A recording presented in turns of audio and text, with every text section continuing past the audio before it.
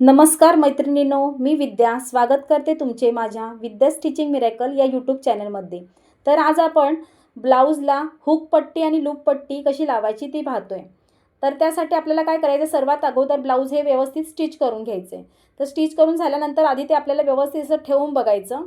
जर काही वर खाली उंची झाली असेल ते आपल्याला ते गळ्याच्या बाजूने कट करून घ्यायचं आणि इथं बरोबर गोलाकार शेप आलाय का तो बघून घ्यायचा. त्याच्यानंतर सर्वात आधी आपल्याला काय करायचं, हुक पट्टीची पट्टी बघायची. तर ही हुक पट्टीची पट्टी मी 2 इंचाची घेतलेली आहे. बघा, हुक पट्टीला म्हणजे उजव्या बाजूला लावण्यासाठी आपण 2 इंचाची पट्टी घेतलेली आहे. आणि जे डाव्या बाजूला लावायची आहे ती आता ही मी 4 इंचाची पट्टी घेतलेली आहे. तर मी ही वेगळ्या मेथडने तुम्हाला दाखवत आहे. बघा, ही लूप पट्टीसाठी मी 4 इंचाची आणि अशी डबल फोल्ड पट्टी घेतलेली आहे. बघा, ही पट्टी लावताना आपल्याला काय करायचं आहे, ही जी उंची आलेली दिलेली आहे या समोरून आधी उंची लावून बघायची. तर त्याच्यामध्ये आधी आपल्याला त्याच्यापेक्षा 1 इंच तरी पट्टी ही आपली लांबीला असावी. उंची त्याची 1 इंच तरी जास्त असली पाहिजे. शिवताना म्हणजे आपल्याला ती दुमडताना ती थोडी वर खाली जरी झाली तरी आपल्याला ते व्यवस्थित फिनिशिंगमध्ये येतं. हे बघा, इथं मी सोडलेले आहे, वरती पण थोडासा भाग सोडलेला आहे. त्याच पद्धतीने या साईडला पण सोडून घ्यायचं आहे. दोन्ही साईडला तसंच असलं पाहिजे. आता बघा, मी पहिले तुम्हाला हुक पट्टी कशी लावायची ते दाखवते. बघा, अशा पद्धतीने आपल्याला आधी ब्लाऊजचा हा भाग ठेवून घ्यायचा आहे. ही पट्टी आपल्याला अशी वरच्या बाजूला ठेवायची आहे आणि ती वरच्या बाजूला ठेवल्यानंतर अशी खालून आपल्याला ती अशी फोल्ड करायची. फोल्ड करून झाल्यानंतर त्याला असं प्रेस करून घ्यायचं. हे समांतर घ्यायचं आहे आपल्याला त्याच्याबरोबर.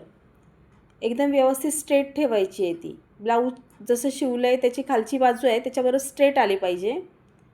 बघा, त्याच्यानंतरला हे 4 लाईन आहेत ना, तेवढंच आपल्याला शिलाई घ्यायची आहे. अर्धा इंच घ्यायची नाही आहे आपल्याला.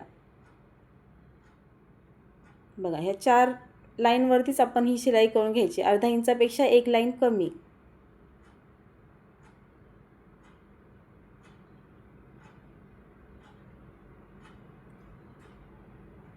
बघा, आता शिवून झाल्यानंतर काय करायचं आहे, आपल्याला ही पट्टी धागा कट करून झाल्यानंतरला बघा, ही पट्टी आहे ना, आपल्याला हे असं ओपन करायचं आहे. ओपन करून ते सगळा तो भाग आपला आतमध्ये जाणार आहे. नंतरला आपल्याला ही जी अस्तरच्या साईडला या साईडला दाब शिलाई देऊन घ्यायची आहे. बघा,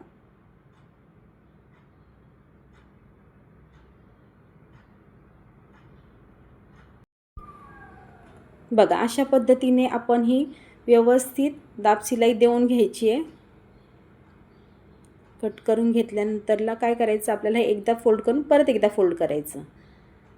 बरोबर दाब शिलाईच्या वरती दाब शिलाई आपली अशी सेंटरला आली पाहिजे, बरोबर कॉर्नरला.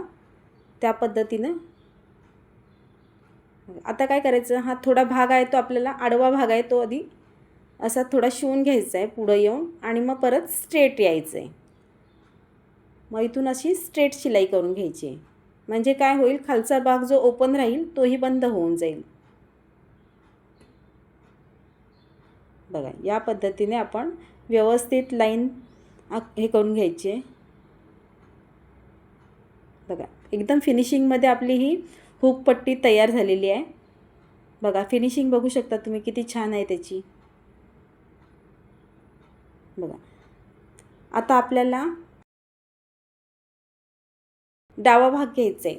तर डावा बाजूला आपली लूप पट्टी असते. तर लूप पट्टी आपल्याला इथं ठेवून घ्यायची आहे. हुक पट्टी आपण वरच्या बाजूने खालच्या बाजूला फोल्ड केली, पण आता लूप पट्टी आहे ती आपल्याला खालच्या बाजूने वरच्या बाजूला फोल्ड करायची. तर सुरुवातीला आपण जशी हुक पट्टी लावली त्याच पद्धतीने अर्धा इंच खाली सोडायचं आणि तो भाग आपल्याला असा खालून फोल्ड करून वरच्या बाजूला घ्यायचा आहे. अशा पद्धतीने फोल्ड केल्यानंतर आपल्याला थोडं प्रेस करायचं आणि त्याच्यावरती आपल्याला ही 4 लाईनची किंवा 4 डॉटची शिलाई देऊन घ्यायची आहे. बघा, शिलाई करून झाल्यानंतर काय करायचं, आपल्याला हा धागा जो राहिला तो कट करून या पद्धतीने हा पार्ट असा ओपन करायचा. वरून प्रेस करून घ्यायचं असं आणि इथून असं एक फोल्ड करून त्याच्यावरती आपल्याला ह्या जी मार्जिन आपण शिलाईसाठी घेतली होती त्याच्यावरतीच बरोबर ही पट्टी आपल्याला तिथूनच फोल्ड करायची आहे. त्याच्या आतल्या बाजूला जायचं नाही. त्या पट्टीवरतीच आपल्याला ती पट्टी अशी प्रेस करून फोल्ड करून शिवून घ्यायची आहे. बघा, आतल्या बाजूला ती पट्टी न्यायची नाही आपल्याला. ही लूप पट्टी ही बाहेरच्या बाजूलाच असते. बघा, ही व्यवस्थित आपण शिलाई मारून घेतलेली आहे. आता बघा, 1/2 इंचाचं अंतर सोडून मी इथे बाजूला त्याच्या एक शिलाई करून घेत आहे. तर ही शिलाई मार्जिन आपण लूप बनवण्यासाठी घेत आहे. तर तिथं आपले लूप्स तयार होतात.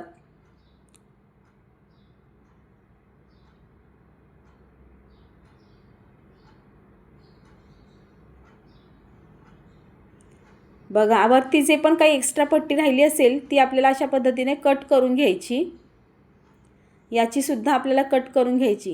हे दोन्ही पार्ट आता आपले व्यवस्थित आलेत का नाही हे चेक करून घ्यायचं.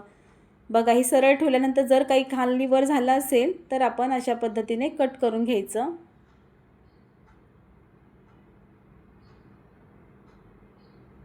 एकदम व्यवस्थित असं ठेवून बघायचं. काही अजून वर खाली असेल तर ते आपल्याला कट करून या पट्ट्या आपल्याला व्यवस्थित करून घ्यायच्या आहेत.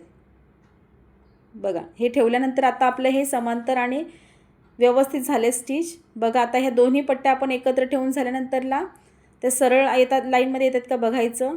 बघा, एकदम व्यवस्थित फिनिशिंगमध्ये आपल्या ह्या पट्ट्या तयार झालेल्या आहेत.